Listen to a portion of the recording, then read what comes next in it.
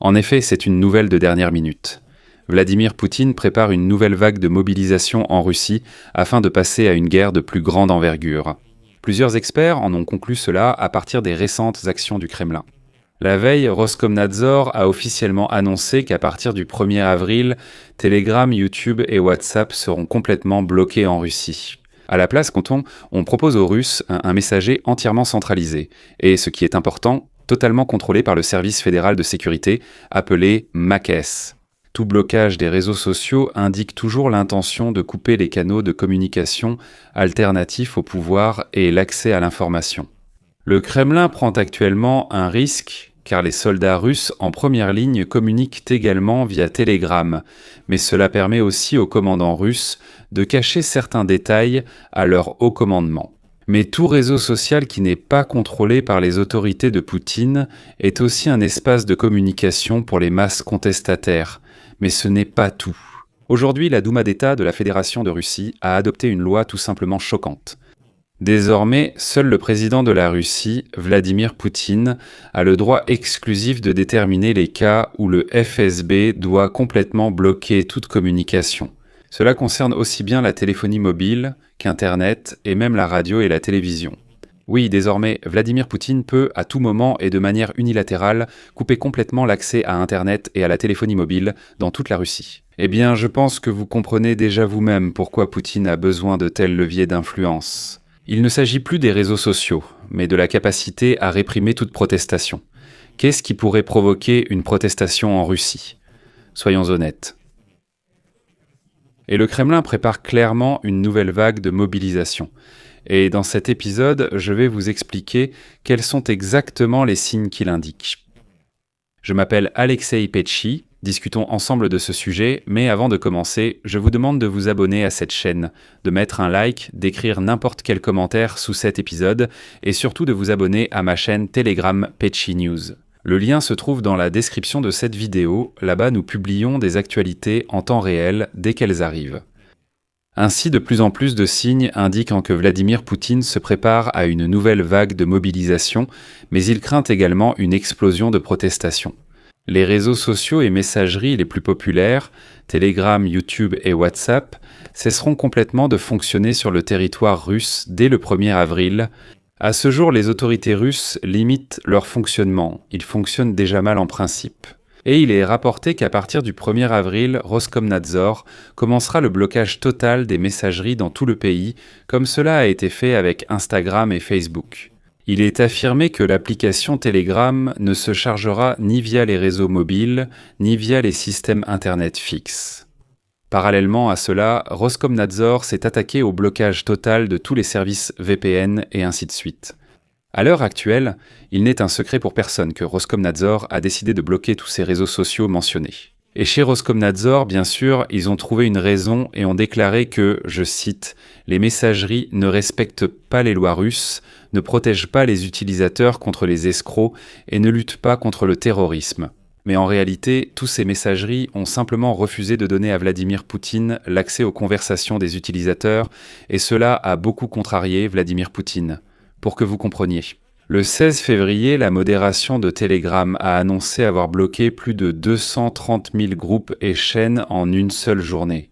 En une seule journée, depuis le début de l'année, l'administration du messager Telegram a bloqué plus de 7 millions de groupes et de chaînes, mais tout cela n'a pas suffi à Roskomnadzor.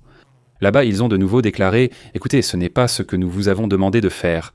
Nous vous avons simplement demandé de donner au FSB l'accès aux données des Russes, donner simplement aux agents du FSB l'accès aux conversations des Russes. Pourquoi bloquer quoi que ce soit là-bas? Nous vous en supplions, ce n'est qu'une raison formelle. » Et voilà que toutes ces restrictions surviennent sur fond de rumeurs concernant une nouvelle vague de mobilisation, et à la veille des élections à la Douma d'État, prévues pour septembre 2026.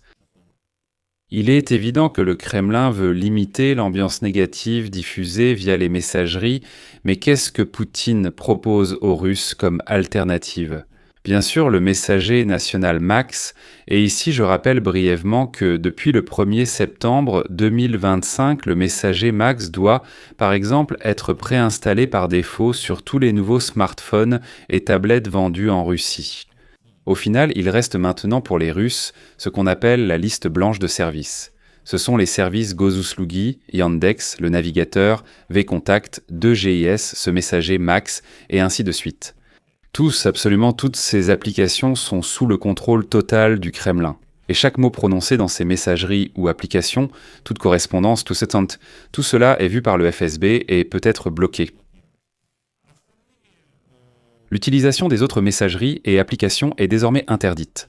Le messager Max est introduit dans les écoles, les instituts, les entreprises et ainsi de suite. Au final, le Max russe est déjà comparé à la super application chinoise WeChat, qui regroupe tout ce qui est possible. Et tout cela est sous le contrôle du Parti communiste chinois. Et c'est ici que nous arrivons au point le plus intéressant. Toutes les restrictions sur les communications et Internet en Russie peuvent faire partie de la préparation à une nouvelle vague de mobilisation et à un conflit plus large. À l'heure actuelle, les Russes mènent déjà une mobilisation générale divisée en 2 volets. L'appel illimité au service militaire obligatoire et la mobilisation des réservistes pour protéger les infrastructures critiques. Au final, tous les Russes aptes pourraient être reconnus comme réservistes. Ici, les services spéciaux de la Fédération de Russie poursuivent plusieurs objectifs à la fois. Premièrement, des groupes de protestation actifs sur les réseaux sociaux échappent à la détection du FSB. Le blocage des messageries limite l'accès à l'information extérieure et complique l'auto-organisation des manifestations. Deuxièmement, dans les unités militaires de l'armée de la Fédération de Russie, cela rendra impossible la coordination des appels des conscrits ou tout contact extérieur, par exemple avec les programmes ukrainiens de reddition.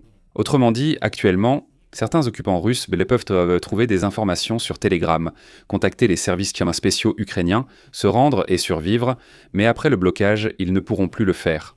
Il faut aussi s'en souvenir. En fait, les mobilisés russes se retrouvent complètement coupés du monde extérieur, et même de leurs proches. Cela conduit au fait qu'il devient encore plus facile de contrôler ce troupeau, et on peut lui raconter absolument n'importe quoi.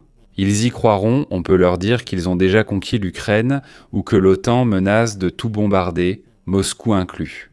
Comment se mobiliser va-t-il vérifier quoi que ce soit dans ce Max s'il bloque absolument tout ?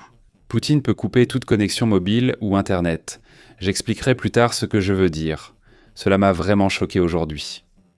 Et à la place des plateformes interdites, comme le fait le FSB, ils promeuvent leurs propres équivalents. Cela permet de contrôler l'activité, d'identifier les manifestants et d'analyser le comportement aussi bien parmi les civils que parmi les militaires. C'est une approche stratégique. Autrement dit, la Russie s'isole, monte la société contre les ennemis extérieurs, puis explique que ces ennemis ont attaqué les premiers dans une société isolée. Il sera difficile de vérifier cela. Et dans cette situation, tout indique une guerre, et il ne s'agit pas seulement du blocage des réseaux sociaux et des messageries. C'est l'un des facteurs, et maintenant nous comparons d'autres faits.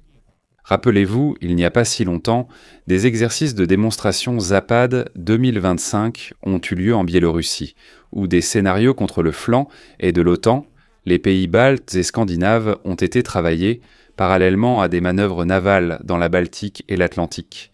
La veille, l'OTAN a indiqué que la Russie renforçait ses forces nucléaires dans le nord et construisait de nouvelles bases près de la frontière finlandaise. Et pendant tout ce temps, en Europe, on repère des drones russes qui manifestement recueillant des informations. Et à l'heure actuelle, le Kremlin divise activement la société en différentes classes militaires. On promet aux conscrits un service à l'intérieur de leurs propres frontières, mais n'oubliez pas que le Kremlin considère aussi juridiquement les territoires occupés de l'Ukraine comme les siens. C'est pourquoi on peut envoyer un conscrit en Ukraine et lui dire « Eh bien, tu n'es pas en Ukraine, tu es comme si tu étais en Russie ». On promet aux réservistes uniquement la protection des infrastructures critiques et rien de plus, mais la centrale nucléaire de Zaporijia, occupée par les Russes, est aussi considérée comme une infrastructure critique de la Russie. Du moins, c'est ce que pense le Kremlin. Pour les contractuels, on promet seulement de l'argent. L'armée de la Fédération de Russie compte officiellement 2 millions de membres. Officiellement, ils en ont recruté 1,8 million, dont 700 000 en Ukraine. Au final, il manque 400 000 soldats, une partie des forces est nécessaire pour la défense de l'arrière, y compris 7 000 sites du complexe militaro-industriel russe. Les pertes sur le front menacent de provoquer une crise si elles atteignent 50 000 par mois, en plus des frappes sur l'arrière. Et voilà, la veille, Le président de l'Ukraine, Volodymyr Zelensky, et le ministre de la Défense de l'Ukraine, Mikhailo Fedorov, ont déclaré que les forces armées ukrainiennes infligent déjà jusqu'à 35 000 pertes par mois, tués et blessés parmi les Russes, mais l'objectif est précisément 50 000 Russes par mois. C'est un seuil critique lorsque la Russie n'a même plus le temps de compenser ses pertes, sans parler de la formation d'une réserve. Et à l'heure actuelle, afin d'éviter des manifestations de masse en Russie, la mobilisation est divisée en plusieurs étapes. Il y a des conscrits, des krasvar, des réservistes, des contrats, et tout cela ressemble à un système volontaire, mais en réalité, ce n'est pas le cas. Faites simplement attention à ce qui se passe réellement, malgré le fait que tout cela soit emballé dans un joli paquet. Et si une nouvelle vague de mobilisation en Russie vous semble encore exagérée, je vais vous donner un dernier argument. Aujourd'hui, la Douma d'État de la Fédération de Russie a adopté une loi donnant à la FSB le droit de bloquer toute communication en Russie sur la seule base d'un acte du président Vladimir Poutine. Le document a été adopté immédiatement en deuxième et troisième lecture, sans aucun débat. Tout cela n'a pris que 3 minutes. Maintenant, je vais vous expliquer ce que cela signifie. Désormais, Vladimir Poutine a obtenu le droit exclusif de déterminer les cas où le service fédéral de sécurité de la Fédération de Russie pourra couper complètement tout type de communication dans tout le pays. En fait, Vladimir Poutine a désormais le droit exclusif de couper à tout moment l'Internet et la téléphonie mobile dans tout le pays. Habituellement, on a recours à de telles mesures lorsqu'on craint une forte montée des protestations. Un tel mécanisme a été bien rodé en Iran, lorsque le régime des ayatollahs a plongé tout le pays dans ce qu'on appelle un blackout numérique. Et il est intéressant de noter que, selon le Kremlin, la raison invoquée pour le blocage des communications en Russie était, je cite, « la protection des citoyens et de l'État contre les menaces émergentes à la sécurité ». Je vais m'arrêter là. Donnez votre avis et vos conclusions dans les commentaires sous cette vidéo, abonnez-vous à la chaîne, cliquez sur la cloche et n'oubliez pas de mettre un like si cette émission vous a été utile et intéressante. Vous pouvez soutenir financièrement le travail de notre chaîne YouTube en faisant un don ou en souscrivant à un abonnement payant. Par exemple, le sponsoring sur YouTube, les plateformes Patreon, Buy Me Coffee, PayPal, les portefeuilles e-crypto, toutes ces informations se trouvent dans la description de cette vidéo. Je vous serai reconnaissant pour tout soutien de votre part. C'est tout pour aujourd'hui. Prenez soin de vous. À bientôt à tous.